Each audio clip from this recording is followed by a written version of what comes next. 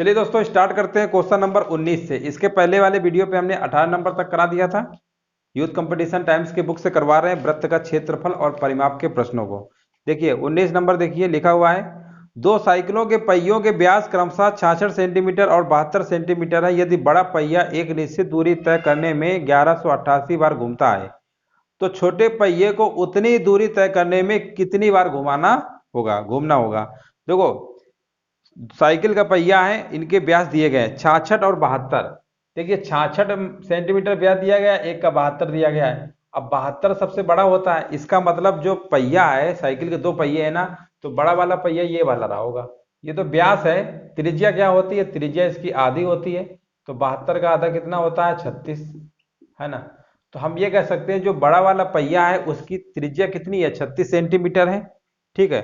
अब यहाँ पर बताइए, जैसे पहिया मान लीजिए ये बड़ा पहिया है, ये बड़ा पहिया है, ये इससे क्या छोटा पहिया थोड़ा सा, ठीक है ना, छोटा है।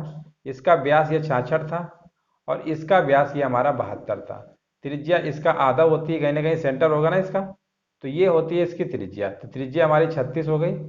और यहाँ पर इसकी त्रिज्या निकालेंगे ना, तो यहाँ पर आपको कितना आएगा, यहाँ पर 66 का आधा कितना होता है, 33 होता है। ठीक है ना, 33 होता है। तो यहां पर त्रिज्या छोटा वाला जो पहिया है उसकी त्रिज्या हमको पता है 33 है, बड़े वाले की पता है 36 है। ठीक है। तो अब हम ये कहें कि ये जो चक्कर लगा रहा है ना, ये डिस्टेंस होता है। डिस्टेंस एक चक्कर क्या होता है, एक चक्कर हमारा 2πr होता है। कई बार हमने बताया है, जब भी पहिया एक चक्कर घूमता है तो अपनी परिधि के बराबर चक्कर लगाता है, जिसको आप सरकमफ्रेंस कहते हैं, यानी 2πr। ठीक है, 2πr। तो यहाँ पर आप रख लीजिए 36, देखिए यहाँ पर रख लीजिए 2 गुणे पाई, पाई रहने दीजिए, ठीक है ना। पाई और आर की वैल्यू रखेंगे 36, तो 36 दूनी कितना होता है, 72 पाई। ठीक है ना, ये हमारा क्या आ गया, ये बड़ा पहिया आ गया जो एक चक्कर लगाता है। देखिए प्रश्न में क्या बोला है, प्रश्न में बोला गया 1188 बार घूमता है। इसका मतलब 1188 से क्या कर देंगे, गुणा कर देंगे। ये टोटल हमारी क्या हो गई, दूरी हो गई। एक चक्कर हमें लगा रहा है कितना, 72 पाई। 1188 चक्कर लगाना है, जितने भी चक्कर लगाएगा गुणा कर देंगे, कोई दिक्कत, यहां तक दिक्कत नहीं होगी। यही हमारी क्या हो गई, टोटल डिस्टेंस हो गई। टोटल क्या हो गई, डिस्टेंस हो गई। अब पूछा गया है कि छोटा वाला पहिया उतनी अगर दूरी तय करे तो कितनी बार घूमेगा। दूरी उतनी है तो दूरी तो यही है ना। और छोटा वाला पहिया देखिए, इसका सरकमफ्रेंस निकालेंगे कितना आएगा, परिधि निकालेंगे ना, एक चक्कर निकालेंगे परिधि, तो परिधि यानी सरकमफ्रेंस इसमें भी लगेगा 2πr। आप कहेंगे 2 पाई, पाई रहने दीजिए क्योंकि पाई से पाई बाद में कैंसिल हो जाएगा। और यहाँ पर रखेंगे कितना, रेडियस 33 रखेंगे, तो यहाँ पर आपका आएगा 66 पाई, है ना। 66 पाई छोटे वाले जो पहिया है ना, इसका एक चक्कर आ गया। टोटल चक्कर ये है हमारे, इसी में भाग कर दीजिए। तो प्रश्न में जो पूछा गया है कि उतनी दूरी तय करने में कितनी बार घूमेगा छोटा वाला पहिया, तो निकल आएगा 66 पाई से भाग कर दीजिए, बस पाई से पाई कट गया। अब इसको काट लीजिए, कितने से कटेगा, ये 6 से कट रहा है, 6 कम 6 और 6 कम 6, 6 दूनी 12 आएगा।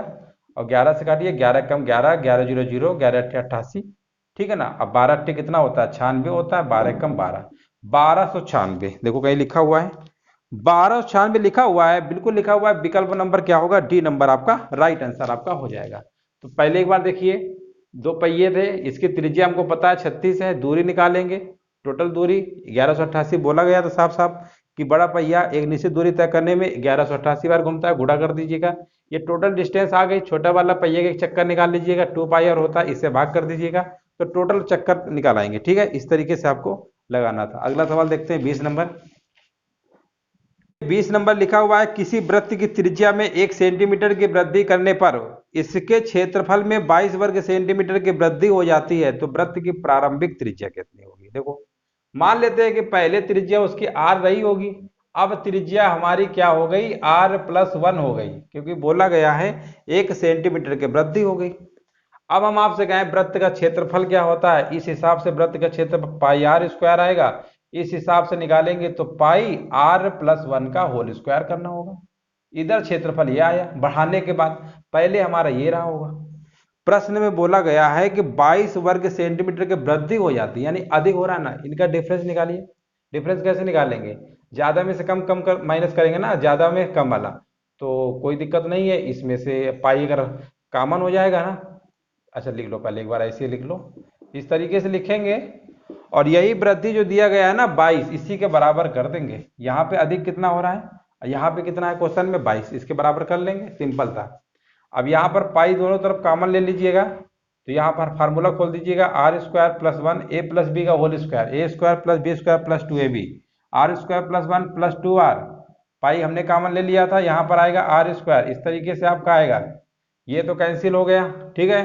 पाई की वैल्यू क्या होती है 22/7 होती है, और यहाँ पर आएगा 1 प्लस 2r, ये भी यहाँ तक आप कर लेंगे, 22 से 22 कट गया, ये 7 इधर जाएगा, ठीक है ना, एक कम होगा 6, 2r बराबर 6, तो r बराबर कितना आएगा 3। क्या पूछा गया था, यही पूछा गया था कि कितनी प्रारंभिक त्रिज्या है, प्रारंभिक त्रिज्या r कितनी है 3 सेंटीमीटर, बस हो गया। देखिए विकल्प कहाँ दिया हुआ है, विकल्प आपका दिया हो गया सी नंबर, तो सिंपल सवाल था, एग्जाम में आएगा, सिंपल था, इस तरीके से लगा लेंगे, कोई ज़्यादा इसमें आपको दिमाग नहीं लगाना है, ठीक है। आगे बढ़ते हैं, अगला सवाल देखते हैं। लिखा हुआ है एक तार 56 सेंटीमीटर त्रिज्या के एक वृत्त के रूप में मुड़ा हुआ है, इसे खोलकर एक वर्ग बनाया जाता है, वर्ग की भुजा क्या होगी। देखिए कैसे लगाएंगे, देखो तार जो है 56 सेंटीमीटर त्रिज्या के एक वृत्त है, तार जो है 56 सेंटीमीटर त्रिज्या के वृत्त के रूप में मुड़ा हुआ है, तार इस तरीके से मुड़ा हुआ है वृत्त के रूप में मान लीजिए, और इसकी त्रिज्या समझते हैं ना, त्रिज्या ये होता है 56, ये त्रिज्या दिया गया 56 सेंटीमीटर त्रिज्या के वृत्त के रूप में मुड़ा हुआ है, इसे खोलकर एक वर्ग बनाया गया, वर्ग, वर्ग मतलब इस तरीके से बनाया गया है, ठीक है ना, वर्ग इस तरीके से बनाया गया है। पूछा गया वर्ग की भुजा क्या होगी, तो कोई दिक्कत नहीं है। देखो यहां पर एक चक्कर क्या होता है इसका 2πr होता है ना, परिमाप, एक तरीके से परिमाप कह सकते हैं, वृत्त का परिमाप क्या होता है 2πr होता है, ठीक है। यहाँ पर रखिए 2 गुणे पाई की वैल्यू 22/7, रेडियस कितना 56 है, 7 अट्ठे कितना होता है 56 होता है, 22 दूनी कितना होता है 44, 8 चौको 32, 8 चौको 32, 3 35, 352, ठीक है ना, 352 आपका आ गया, ये क्या आ गया, ये आपका परिमाप आ गया, ये परिमाप आ गया वृत्त का, परिमाप कहिए या परिधि कहिए। देखिए तार ये क्या था, गोलाई के आकार में था, यही तार को हमने चौकोर कर दिया, चौकोर कर देंगे ना तो परिमाप दोनों जगह सेम रहता है, याद रखिएगा, किसी भी प्रकार का शेप है, चाहे वो वृत्त हो या उसको आयत बनाइए, वर्ग बनाइए, चतुर्भुज बनाइए, किसी भी टाइप में बनाइए, परिमाप बदलता नहीं है, परिमाप हमेशा सेम रहता है। तो इसका मतलब हम ये कह सकते हैं वर्ग का परिमाप 4a होता है, जो परिमाप वर्ग का होगा ये इसी के परिमाप के बराबर हो जाएगा, तो 4a बराबर कितना कर देंगे 352, 352, ये क्या होता है भुजा होती है वर्ग की, भाग कर दीजिए 4 से, ठीक है, तो कितना आएगा 4 अट्ठे कितना होता है 32, और यहाँ पर 4 अट्ठे 32, बस हो गया 88 सेंटीमीटर। कहाँ लिखा हुआ है, विकल्प नंबर क्या होगा, डी नंबर आपका सही हो जाएगा। तो याद रखिएगा जब भी कोई शेप वृत्त हो, वर्ग हो, किसी भी प्रकार से कहे, परिमाप में कोई चेंजमेंट नहीं होता है, परिमाप हमेशा क्या होता है बराबर होता है, ठीक है। समझ गए होंगे, आगे हम बढ़ते हैं, अगला सवाल देखते हैं। अगला सवाल लिखा हुआ है एक रस्सी जिससे एक बछड़ा बंधा हुआ है 12 मीटर से बढ़ाकर 23 मीटर कर दिया गया है, ठीक है, और घास युक्त क्षेत्र को वो कितना चढ़ सकेगा, ठीक है। देखो पहले रस्सी की लंबाई मान लेते हैं कितना था 12 सेंटीमीटर था, अब नई वाली जो रेडियस है मान लीजिए उसकी लंबाई जो है रस्सी की बढ़ा दी गई है, कितना कर दी गई है 23 मीटर कर दी गई है, 23 सेंटीमीटर है ना, 23 सेंटीमीटर, मीटर दिया, अच्छा मीटर है, चलो कोई दिक्कत नहीं, मीटर में है, ठीक है ना। पहले क्या था 12 मीटर था, अब उसकी लंबाई कर दिया गया है आपका 23 मीटर, ठीक है ना, बढ़ा दिया गया है 12 से 23, ठीक है, कोई दिक्कत नहीं। तो प्रश्न में बोला गया है कि घास युक्त क्षेत्र कितना चढ़ सकेगा, तो चढ़ सकेगा इसका मतलब हमको क्षेत्रफल निकालना है, क्या निकालना है, क्षेत्रफल निकालना है, क्षेत्रफल निकाल सकते हैं। इसका क्षेत्रफल क्या आएगा, वृत्त का क्षेत्रफल क्या होता है पाई आर स्क्वायर होता है। देखो जब भी एक मान लीजिए छोटा रेडियस था एक बड़ा था, जब भी दो तरीके का रेडियस दिया गया हो और क्षेत्रफल निकालना हो तो हमेशा बड़े वाले में से इसका स्क्वायर को माइनस कर देते हैं, ठीक है। तो कहने का मतलब ऐसे लिखना जाता है r square minus r square, ठीक है ना, ये होता है।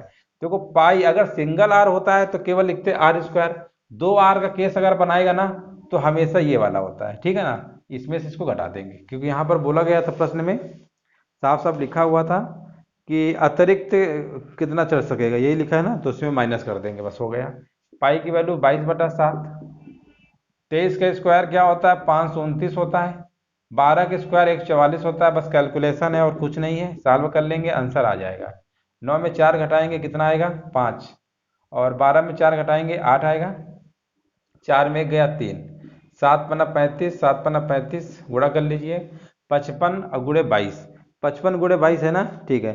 55 गुणे 22 करेंगे तो कितना आपका आ जाएगा? 1210। कितना आ जाएगा? 1210। देखिए लिखा हुआ है कहीं, 22 पंचे 110 होता है। अब 22 पंचे 110 और 11 121, ठीक है। तो यहाँ पर देखिए आंसर लिखा हुआ है, बिल्कुल लिखा हुआ है 1210 लिखा हुआ है। विकल्प नंबर क्या होगा? बी नंबर आपका राइट आंसर आपका हो जाएगा।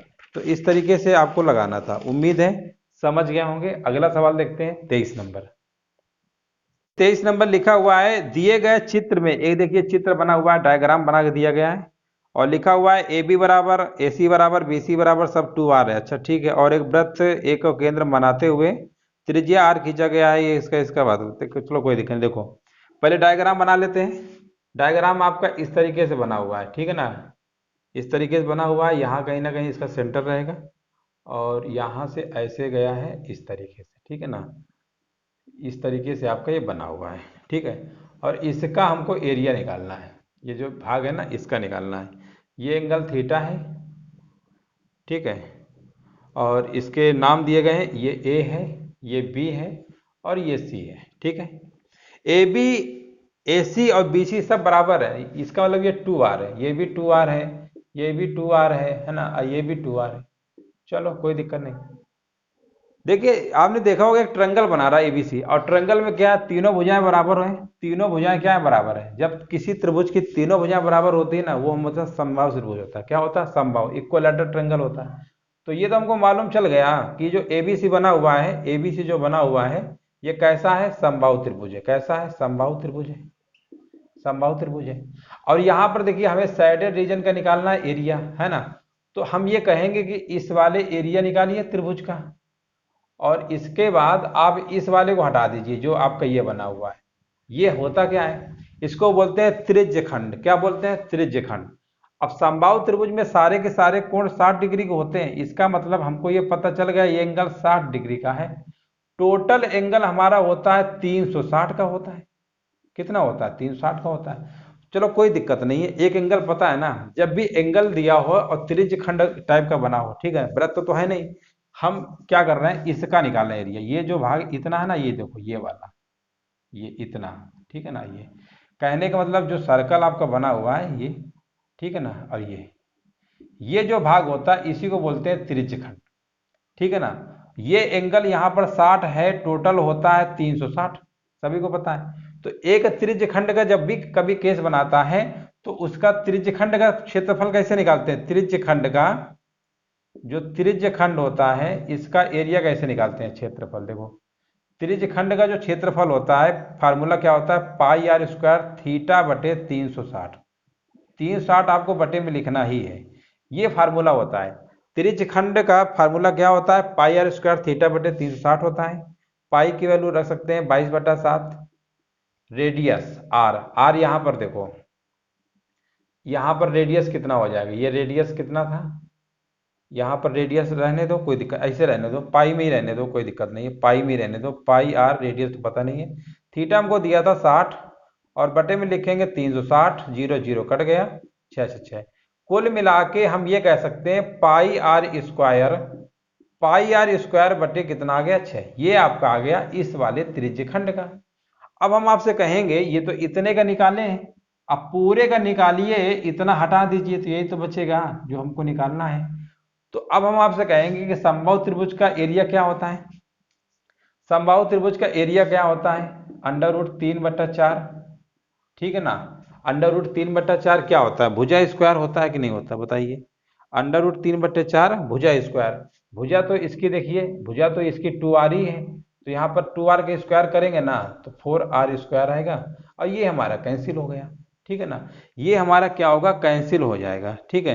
तो इसको हम क्या लिख सकते हैं? √3, ठीक है ना, आर स्क्वायर। ये हमारा कितना आ गया? √3r²। ये बात आपको समझ में आ गई। ये तो हमने निकाल लिया समबाहु त्रिभुज का एरिया, है ना। समबाहु त्रिभुज की भुजा क्या है? 2r है। √3/4 भुजा स्क्वायर होता है ना, तो 2r के स्क्वायर करेंगे 4r स्क्वायर आएगा।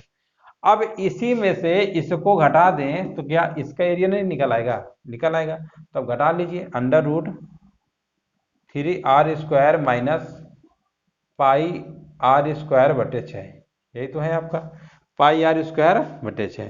बस इसको माइनस कर लीजिए, आपका आंसर आ जाएगा। इन दोनों में r² कॉमन है तो अंडर रूट 3 आएगा, अब माइनस का पाई/6 आएगा और r²। देखिए आंसर कहीं दिया गया है क्या? देखिए कहीं दिया गया है क्या? बिल्कुल दिया गया है। ऑप्शन नंबर क्या होगा? पहला वाला हो जाएगा, विकल्प नंबर ए वाला हो जाएगा। तो देख रहे हैं ना, सवाल को देखिए समझना बहुत बड़ी चीज होती है, समझ लिया ना तो फिर सवाल फिर आपके लिए छोटा हो जाएगा। इसका पूछा है तो पूरे का समबाहु त्रिभुज का तो सब पता है, निकाल ही लोगे, डायरेक्ट निकाल लोगे। समस्या इसकी थी वृत्त का देखिए एंगल वाले के फार्मूला, जब भी कभी त्रिज्यखंड बनाता है तो एक ही फार्मूला होता है पाई r² थीटा बटे 360। अगर यहाँ 90 डिग्री दिया होता तो 90 बटे 360 कर देते, है ना। आपको ऐसे नंबर देगा जो 360 से वो कट जाएगा, याद रखिएगा हमेशा ऐसे ही नंबर देगा, ठीक है ना।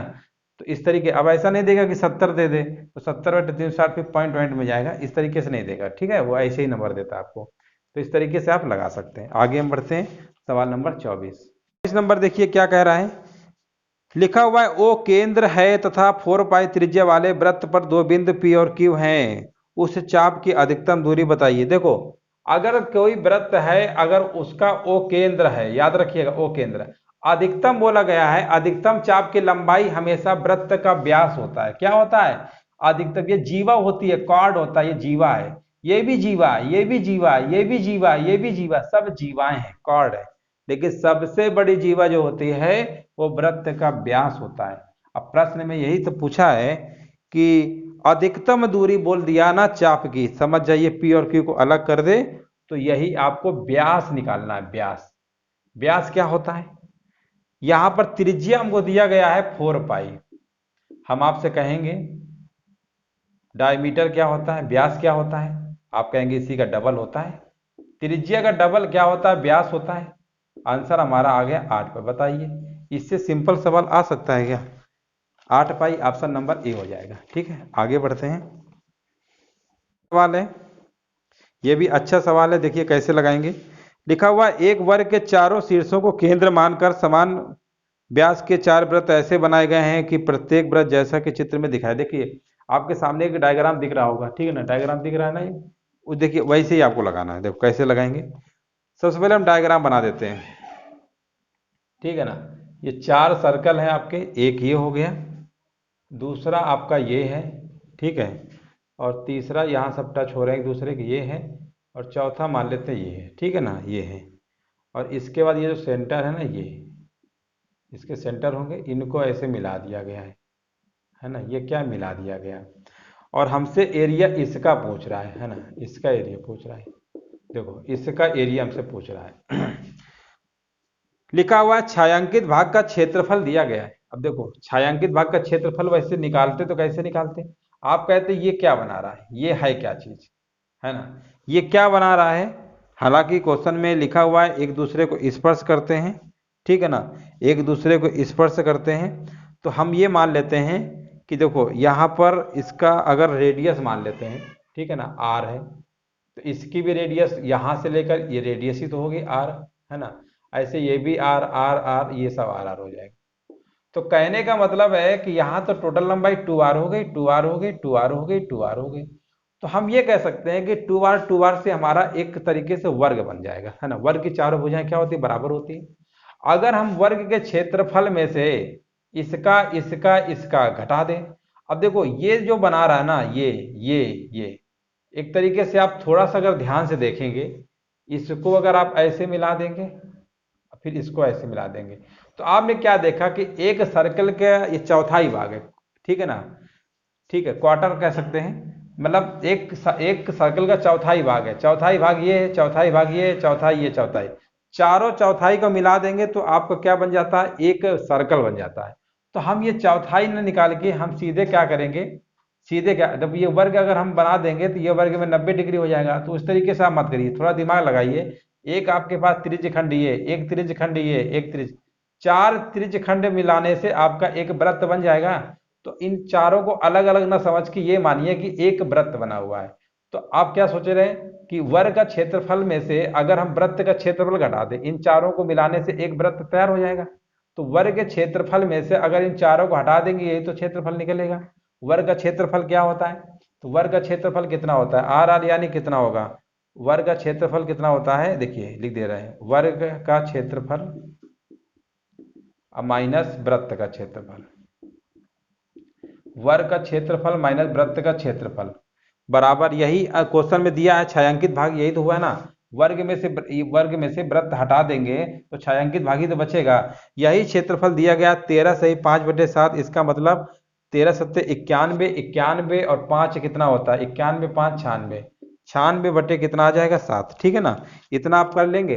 वर्ग का क्षेत्रफल क्या होता है? वर्ग का क्षेत्रफल क्या होता है? भुजा स्क्वायर, यानी 2r का स्क्वायर करेंगे ना तो 4r स्क्वायर आएगा। वृत्त का क्या होता है? पाई आर स्क्वायर होता है, पाई आर स्क्वायर, ऐसे लिख लेंगे पाई आर स्क्वायर। बस ये आपका आ गया। ठीक है, अब चाहो तो इसमें आर स्क्वायर कॉमन ले लो, तो अंदर बचेगा 4 माइनस 22/7, यहाँ पर आएगा 96/7, इतना कर लेंगे। आर स्क्वायर, यहाँ पर एलसीएम लेना पड़ेगा, 28 में से 22 घटाएंगे 6/7 आएगा, और यहाँ पर आएगा 96/7। 7 7 कट गया, 6 कम 6, 6 36। आर स्क्वायर बराबर 16, तो आर बराबर कितना आ जाएगा? 4। आर बराबर कितना आ जाएगा? 4। प्रश्न में क्या पूछा गया था? रेडियस पूछा गया था, वृत्त की त्रिज्या कितनी होगी? तो वृत्त की त्रिज्या हमारी कितनी आ जाएगी? 4 सेंटीमीटर। ठीक है, देखिए सवालों को आपको देख के घबराना नहीं है, चाहे जितना बड़ा सवाल हो, बस उसके लैंग्वेज समझ लेना है। हम आपको पढ़ा रहे हैं, थोड़ा समय ले रहे हैं, बट आप एग्जाम में लगाएंगे तो बहुत ही तेजी से लगा सकते हैं। ठीक है, इस तरीके से आपको लगाना था। उम्मीद है समझ गए होंगे।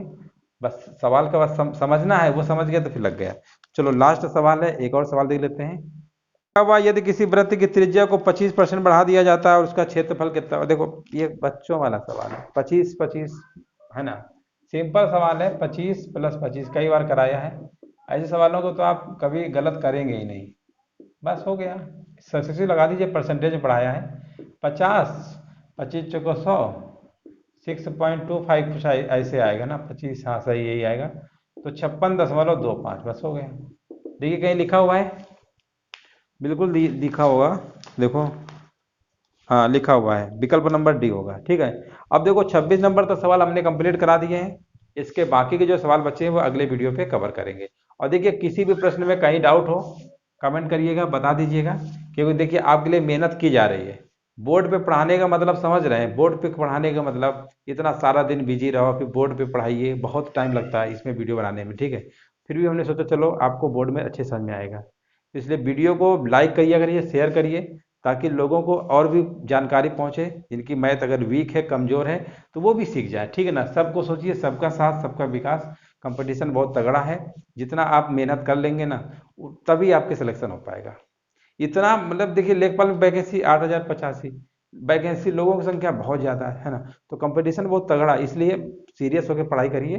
बाकी कहीं दिक्कत हो आप पूछ लीजिएगा, हम आपको बता देंगे। ठीक है, किसी भी सवाल में डाउट हो कमेंट कर दीजिएगा, जब अगले दिन क्लास करवाएंगे तो उस क्वेश्चन को उसमें हम शामिल कर लेंगे। चलिए धन्यवाद, फिर अगले वीडियो पे मिलते हैं।